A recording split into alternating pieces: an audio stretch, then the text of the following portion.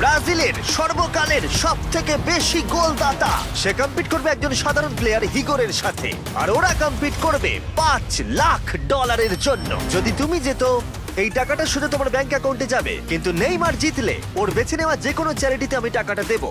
বুঝে গেছো? হ্যাঁ বুঝেছি। আমায় ক্ষমা করো, তুমি হেরে যাবে। আরে নেইমার বলছে তুমি হেরে যাবে, তোমার কি এটাই মনে হয়? না, একদমই না। ঠিক আছে, নেইমার এটা থেকে ভয় পাবে না। ওয়াও ওয়াও, ঠিক আছে। প্রতিবারের মতোই এই গেমের নিয়ম খুবই সহজ। আমরা শুরু করব একটা পেনাল্টি শুট আউট দিয়ে। দুজনে স্কোর করলে আমরা 15 পা করে পিছিয়ে যাব। ততক্ষণ আমরা এটা করে যাব যতক্ষণ না একজন স্কোর করে আর একজন মিস করে দেয়। কে প্রথমে শুরু করবে? চলো। Rock paper scissor shoot. আমি আমি জিতে প্রথম। গেছি। তাহলে নেইমার প্রথমে। এতে পুরো চাপটা আমার উপরেই পড়বে। ইজি। ইজি।